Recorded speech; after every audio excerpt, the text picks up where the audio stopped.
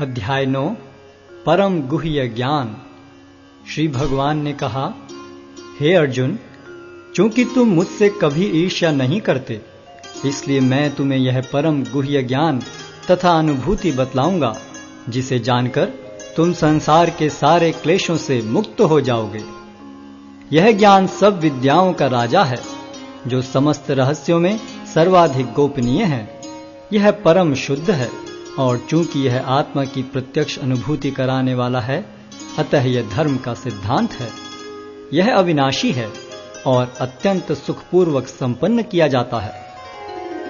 हे परंतप, जो लोग भक्ति में श्रद्धा नहीं रखते, वे मुझे प्राप्त नहीं कर पाते। अतः वे इस भौतिक जगत में जन्म मृत्यु के मार्ग पर वापस आते रहते हैं। यह संपूर्ण जगत मेरे अव्यक्त रूप द्वारा व्याप्त है।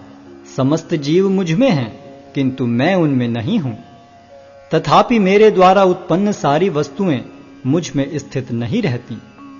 जरा मेरे योग ऐश्वर्य को देखो। यद्यपि मैं समस्त जीवों का पालक हूं और सर्वत्र व्याप्त हूं, लेकिन मैं इस विराट अभिव्यक्ति का अंश नहीं हूं, क्योंकि मैं सृष्टि का कारण स्वरूप हूं। जिस प्रकार सर्वत्र प्रवहमान प्रबल वायु सदैव आकाश में स्थित रहती है, उसी प्रकार समस्त उत्पन्न प्राणियों को मुझ में स्थित जानो। हे कुंती पुत्र, कल्पकांत होने पर सारे प्राणी मेरी प्रकृति में प्रवेश करते हैं, और अन्य कल्प के आरंभ होने पर मैं उन्हें अपनी शक्ति से पुनः उत्पन्न करता हूं।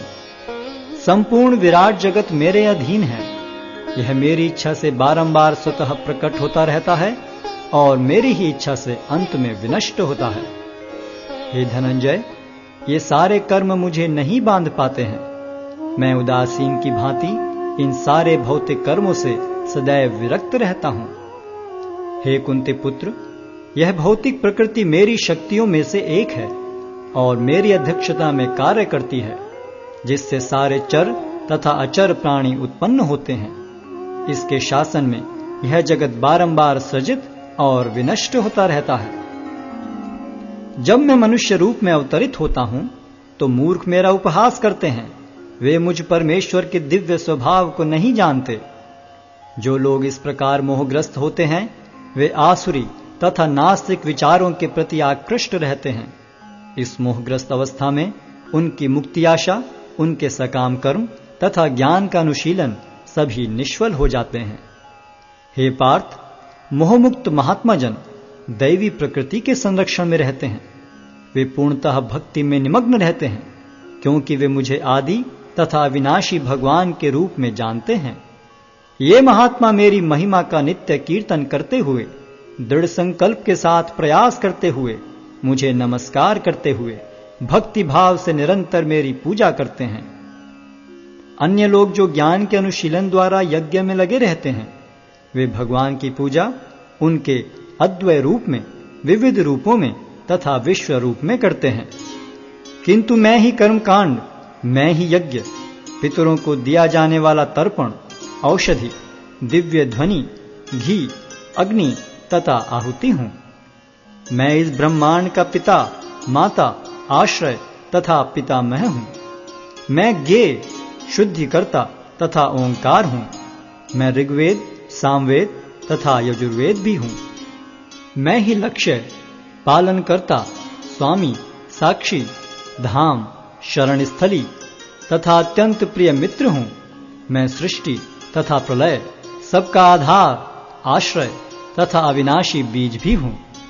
हे अर्जुन, मैं ही ताप प्रदान करता हूं और वर्षा को रोकता तथा लाता हूं। मैं अमृतत्व हूं और साक्षात मृत्यु भी हूं। आत्मा तथा पदार्थ दोनों मुझ ही में हैं।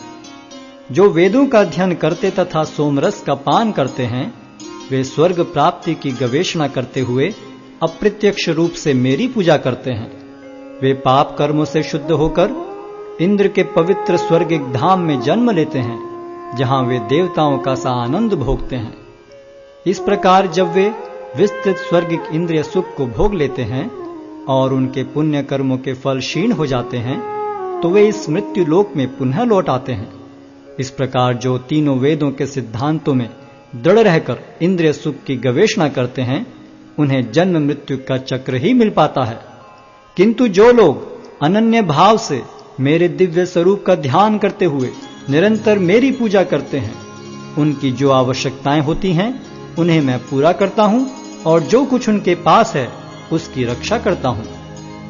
हे कुंती पुत्र, जो लोग अन्य देवताओं के भक्त हैं और उनकी श्रद्धा पूर्वक पूजा करते हैं, वास्तव में वे भी मेरी ही पूजा करते हैं, किंतु वे यह त्रुटिपूर्वक ढंग से करते हैं। मैं ही समस्त यज्ञों का एकमात्र भोक्ता तथा स्वामी हूं। अतः जो लोग मेरे वास्तविक दिव्य स्वभाव को नहीं पहचान पाते, वे नीचे गिर जाते हैं। जो देवताओं की पूजा करते हैं वे देवताओं के बीच जन्म लेंगे। जो पितरों को पूजते हैं वे पितरों के पास जाते हैं। जो भूत प्रेतों की उपासना करते हैं वे उन्हीं के बीच जन्म लेते हैं। और जो मेरी पूजा करते हैं वे मेरे साथ निवास करते हैं। यदि कोई प्रेम तथा भक्ति के साथ मुझे पत्र, पुष्प, फल या जल प्रदान करता है तो मैं उसे स्वीकार करता हूं।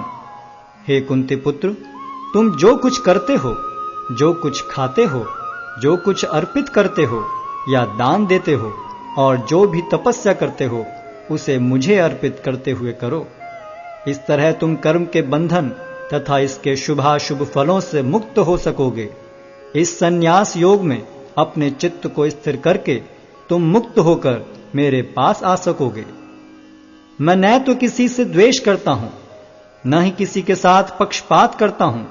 मैं सबों के लिए संभाव हूं, किंतु जो भी भक्ति पूर्वक मेरी सेवा करता है वह मेरा मित्र है, मुझ में स्थित रहता है और मैं भी उसका मित्र हूं।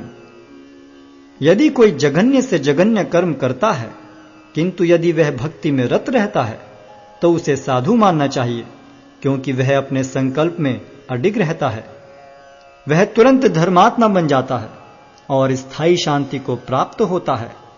हे कुंती पुत्र, निडर होकर घोषणा कर दो कि मेरे भक्त का कभी विनाश नहीं होता है। हे पार्थ, जो लोग मेरी शरण ग्रहण करते हैं वे भले ही निम्न जन्मा स्त्री, वैश्य तथा शूद्र क्यों न हो, वे परम धाम को प्राप्त करते हैं। फिर धर्मात्मा ब्राह्मणों, भक्तों तथा राज ऋषियों के लिए तो कहना ही क्या है। अतः इस क्षणिक दुख में संसार में आ जाने पर मेरी प्रेमा भक्ति में अपने आप को लगाओ। अपने मन को मेरे नित्य चिंतन में लगाओ। मेरे भक्त बनो, मुझे नमस्कार करो और मेरी ही पूजा करो।